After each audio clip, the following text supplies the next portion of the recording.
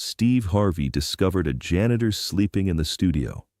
The reason why he was there made Steve cry and proved that sometimes the most heartbreaking stories are hidden in plain sight, and that the people who keep our lives running smoothly often struggle with challenges we never see or imagine.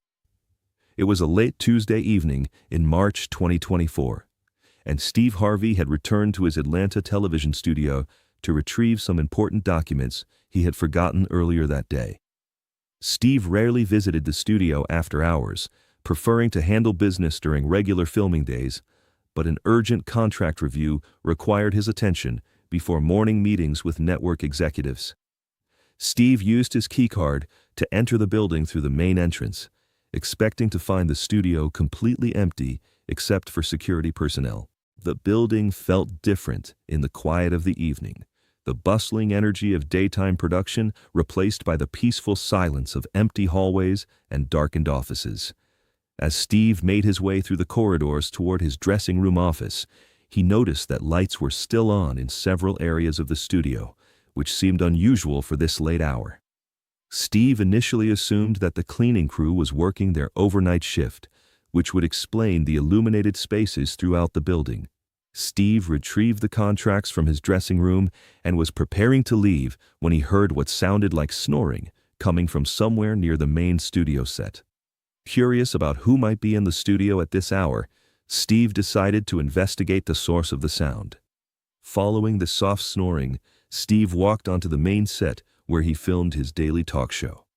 The stage lights were dimmed, and the audience seating was empty, creating an almost ethereal atmosphere in the space where he entertained millions of viewers each day.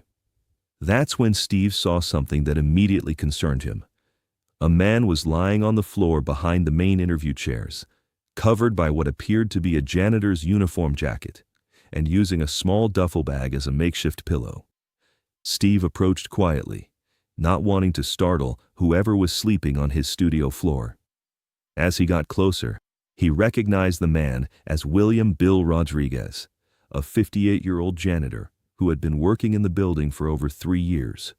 Bill was a reliable, hard-working employee whom Steve had greeted countless times during his years filming at the studio.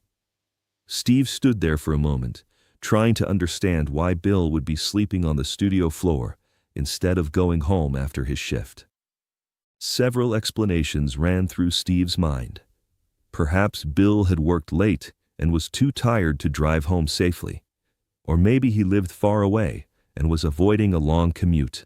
Steve gently cleared his throat and spoke softly to wake Bill without startling him. "Bill? Bill? It's Steve Harvey. Are you okay?" Bill woke with a start, immediately sitting up and looking embarrassed and confused about being discovered sleeping in the studio. "Mr. Harvey, I'm so sorry, sir. I didn't expect anyone to be here this late. I'll get my things and leave right away." "Bill, wait," Steve said gently, sitting down on one of the studio chairs near where Bill was gathering his jacket and duffel bag. "I'm not upset with you, but I am concerned. Why are you sleeping here instead of going home?" Bill hesitated, clearly embarrassed about his situation and reluctant to burden Steve Harvey with his personal problems. "It's nothing to worry about, Mr. Harvey.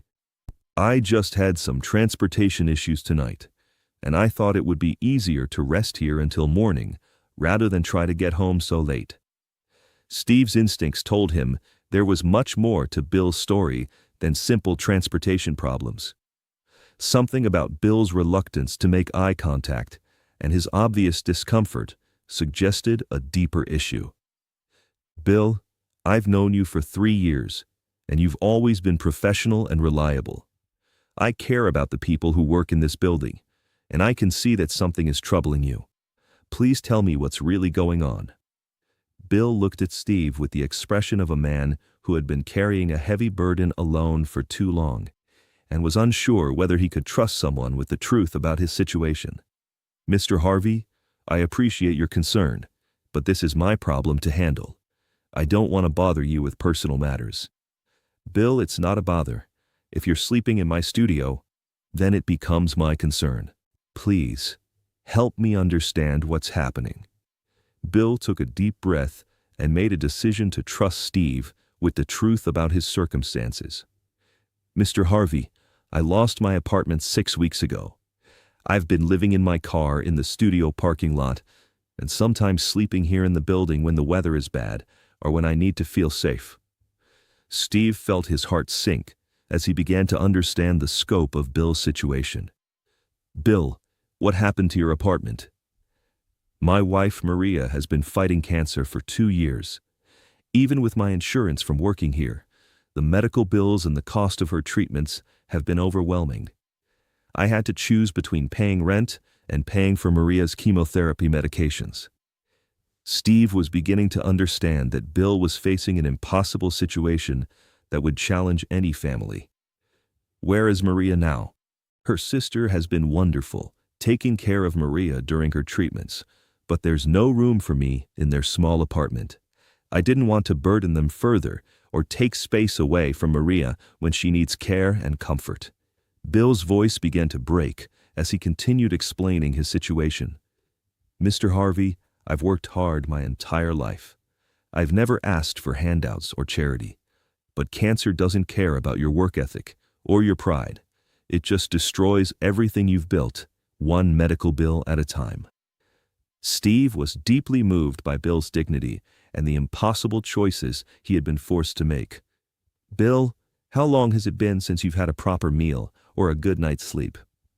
"I eat from vending machines here at work, and I shower at the gym downtown. I sleep in my car most nights, but sometimes when it's really cold or raining hard, I sleep here in the studio. I always make sure to be gone before anyone arrives for work." "Bill, why didn't you tell anyone about your situation? Why didn't you ask for help?" "Mr. Harvey, I'm 58 years old, and I've been taking care of myself and my family since I was 16. Asking for help feels like admitting failure. Plus, I was afraid that if management knew I was homeless, they might fire me for sleeping in the building." Steve was overcome with emotion as he realized that Bill had been silently struggling with homelessness while continuing to perform his job duties with the same reliability and professionalism he had always shown. "Bill, you're not a failure. You're a man who chose to prioritize his wife's life over his own comfort. That makes you a hero, not a failure." Bill began to cry, the emotional weight of months of stress and worry finally finding an outlet. "Mr. Harvey, I watch Maria getting sicker every day, and I feel helpless. I can't cure her cancer. I can't afford better treatments, and now I can't even provide a proper home for us to face this together." Steve moved closer and put his hand on Bill's shoulder. "Bill, Maria is lucky to have a husband who loves her enough to sacrifice everything for her care. But you don't have to face this alone anymore." Steve made a decision that would completely transform Bill and Maria's situation. "Bill, I want to help you and Maria, not as charity, but as one human being helping another during an impossible time." "Mr. Harvey, I couldn't accept." "Bill, you're not accepting anything. You're allowing me the privilege of helping someone who has shown incredible love and sacrifice. Sometimes we need to let others help us so we can continue helping the people we love." Steve spent the next hour learning more about Bill and Maria's situation. Maria was 55 years old and had been battling stage 3 breast cancer for 2 years. The treatments were working, but the financial cost had devastated their savings and forced them to make increasingly difficult choices about housing, medical care, and basic necessities. "Bill, what would it take to get you and Maria into stable housing while she completes her cancer treatment?" "Mr. Harvey, we would need first month's rent, last month's rent, and a security deposit for an apartment. With Maria unable to work because of her treatments, we would need somewhere affordable that we could manage on just my salary." "What about Maria's ongoing medical expenses?" "Her oncologist says she needs 6 more months of treatment. Even with insurance, we're looking at about $3,000 per month in out-of-pocket costs for medications, co-pays, and specialized procedures."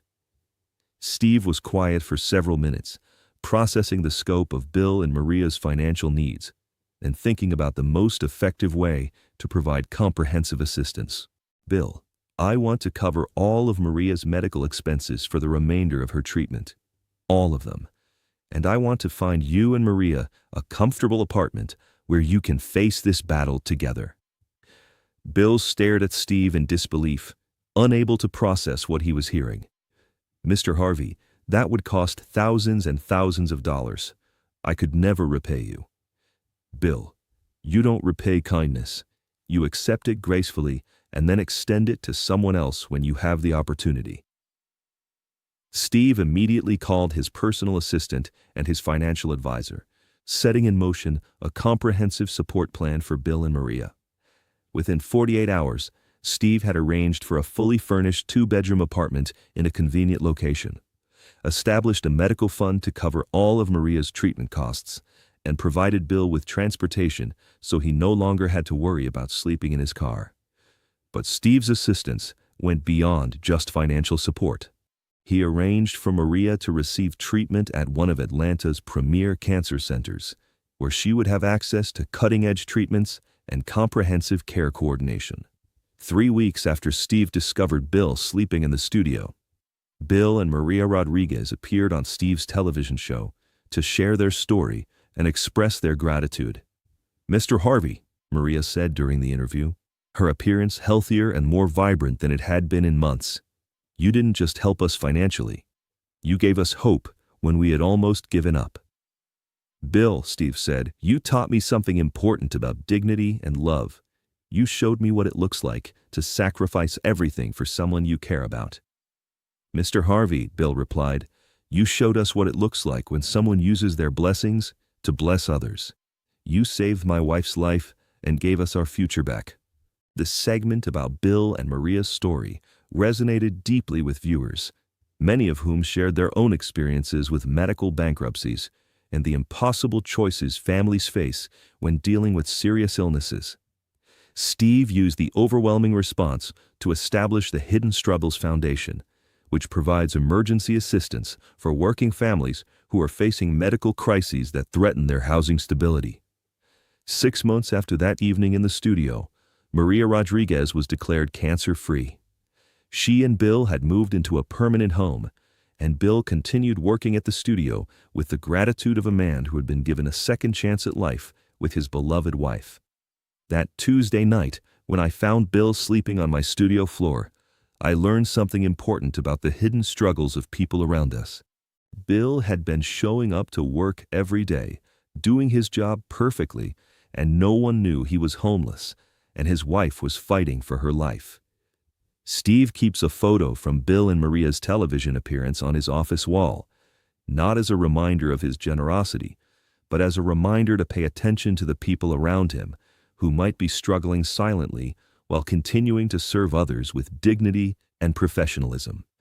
Today, Bill Rodriguez continues working at Steve's studio, but now he's also a volunteer with the Hidden Struggles Foundation, helping to identify and assist other families facing similar medical and housing crises. "Mr. Harvey taught me that accepting help isn't a sign of weakness," Bill often says when sharing his story. "It's an act of love for the people who want to help you and the people who depend on you." The story of Bill sleeping in the studio proves that the most heartbreaking struggles often happen in silence, and that paying attention to the people who serve us every day can reveal opportunities to transform lives through simple acts of human compassion and understanding. If this powerful story of hidden struggles, medical crisis, and the importance of looking out for the people around us moved you, please subscribe and hit that thumbs up button. Share this video with someone who needs to remember that everyone is fighting battles we know nothing about, and that small acts of attention and kindness can save lives. Have you ever discovered that someone you see regularly was facing serious challenges you never knew about? Let us know in the comments about the importance of checking on the people in our daily lives. And don't forget to ring that notification bell for more amazing stories about the beautiful things that happen when we choose to see and respond to the struggles of others.